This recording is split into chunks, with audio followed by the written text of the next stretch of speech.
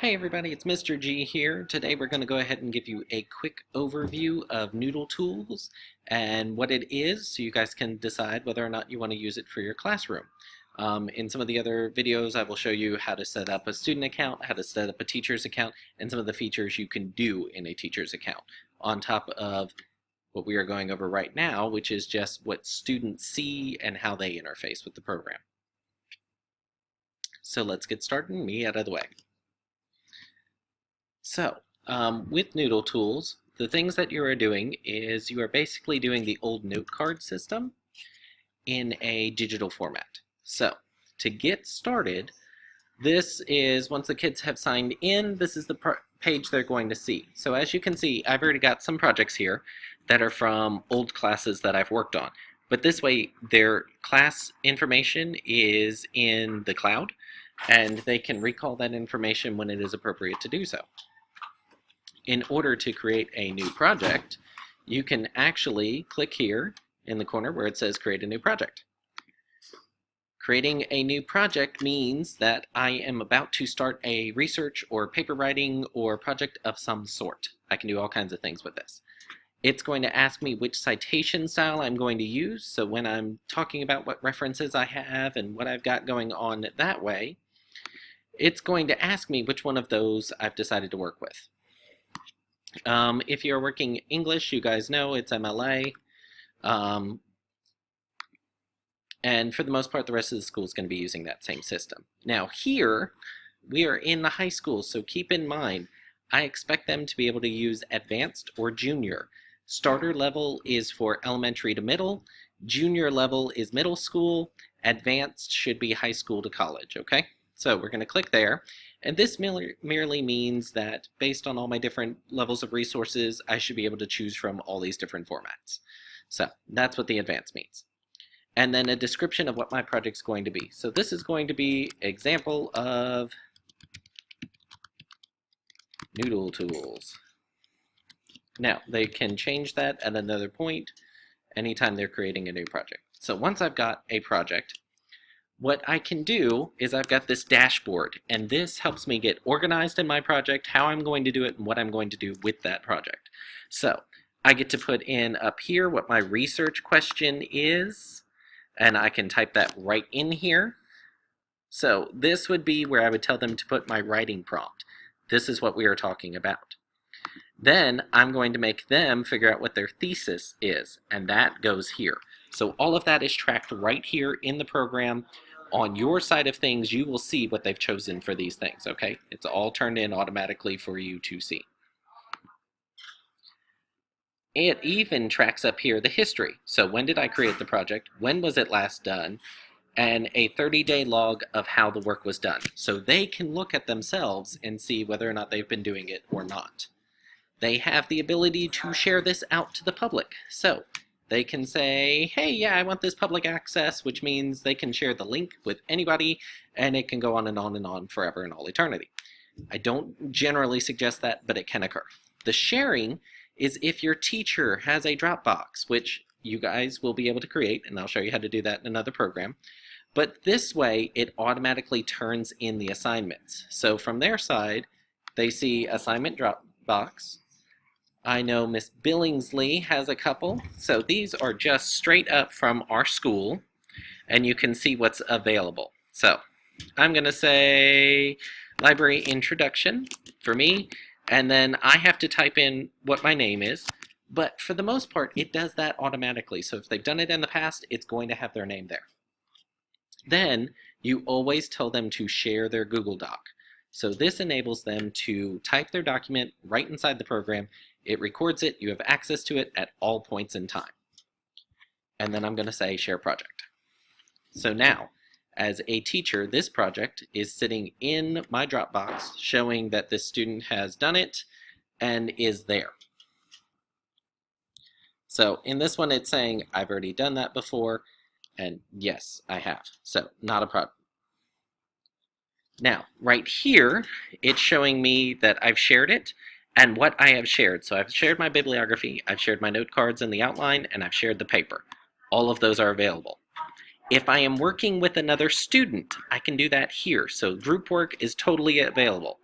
and you would type in their name, and as long as they have an account, it pops up. The other ways they can do it is if they want to use each other's Gmail account, that's okay too, or email. Both of those work. And since I don't have anybody right now, I'm just going to go back to project.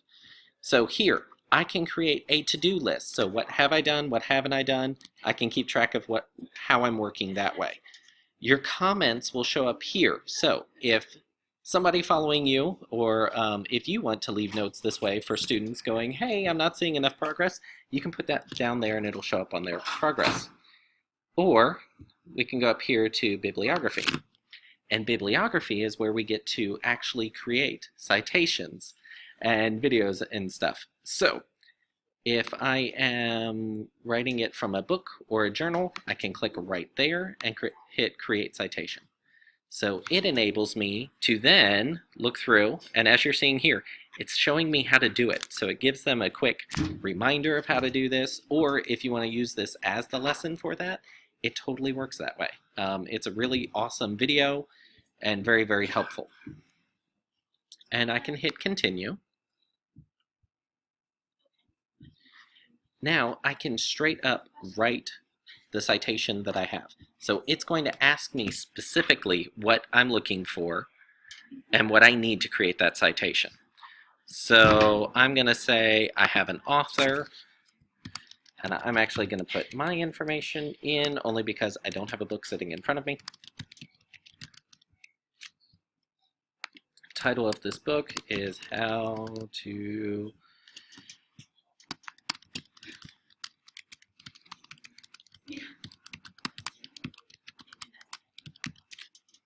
and we'll go a bit tongue-in-cheek there.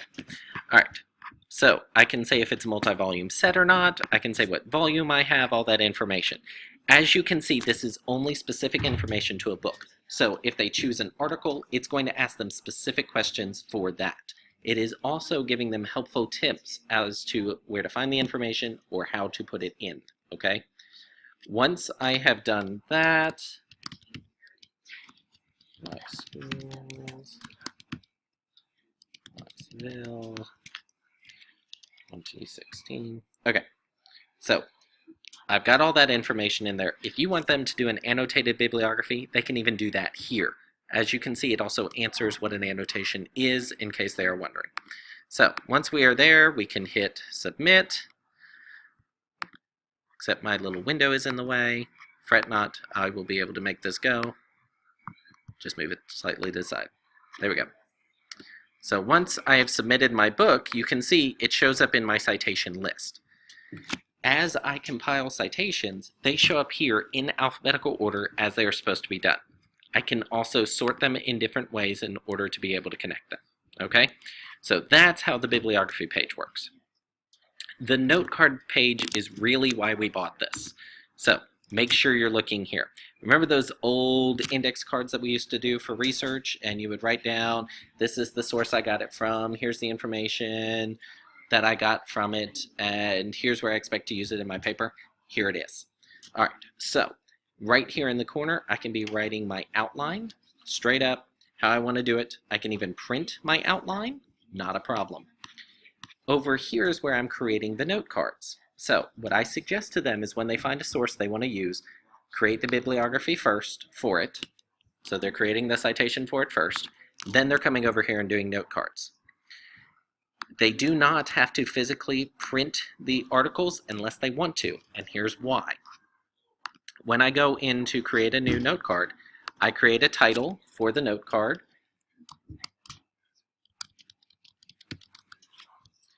And then I actually can do the direct quote, and they have to do the direct quote here. So copy and paste if it's in a digital format. La, la, la, la, la, la, la. Then, this is why they did the bibliography first. They click where the source is. They type in the page numbers, and it is going to keep up with it. If they have a URL because it's online material, they can immediately copy and paste the URL here. As you can see, it's tracking all of that information. If they know they're going to be using it in a specific way and want to be able to access it again later, this is where tags come into play. So they can actually search specifically for that note card based on that tag. Piles come into play later. That's not really something most of our kids are going to use. That's more of an advanced feature, so you guys can learn about that later. Now, it will not let me submit it with just my note card field filled. I now have to paraphrase or summarize what happened. So here's the direct quote, here's my paraphrase, and I've got to type in something. Then it gives me a chance to think through why I'm looking at this and what it means to me. So it's going to give them a spot to go, my ideas. Once again, I get to save this, and as you can see, it dropped immediately into my new note cards. So I can continue to create more, or in this case, I'm going to stop, and I can say, add a pile. I can drag it onto my field first. So now it's on the table. So this is my tabletop there is my note card for citing. When I scroll over it, you can see it's giving me the quote as much of it as it can. It's giving me where I got it from, so the source information is right there. When I click on it, it brings it back up so I can see what I'm working with.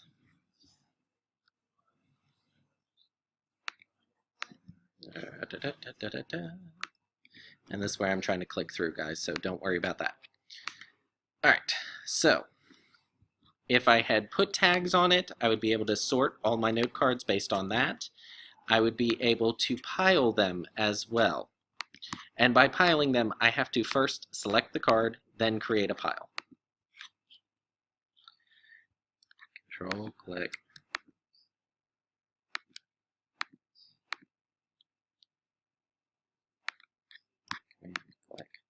All right, we are on MacBook, so it is command click, not control click like it is saying. And we say add a pile.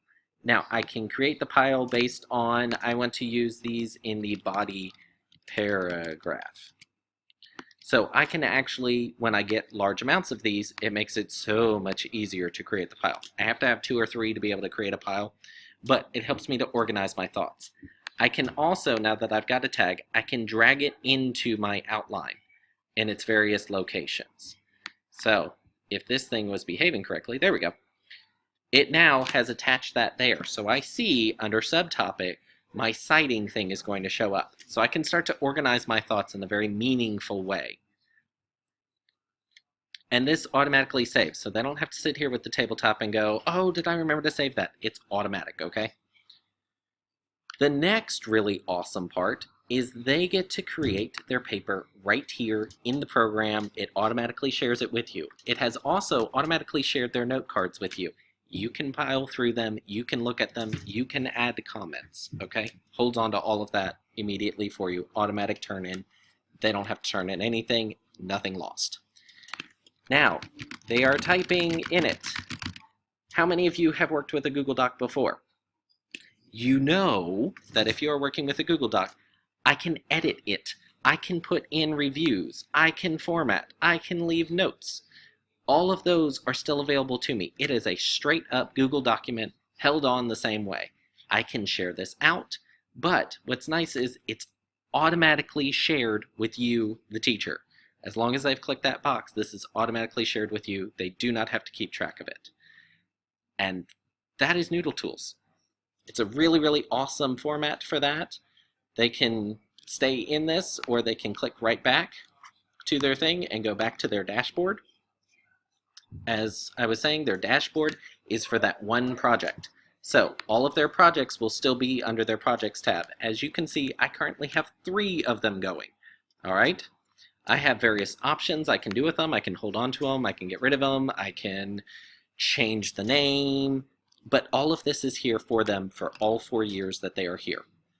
This is a subscription service, so they don't necessarily get to take it with them. However, their papers are in their Google Drive, so they get to take those with them. And that is an overview of NoodleTools. Hope you guys enjoyed it. Hope you decide to use it in your classroom. Keep an eye out for the other videos on this slide, and they will tell you how to sign up for it or some of the features you have as teachers.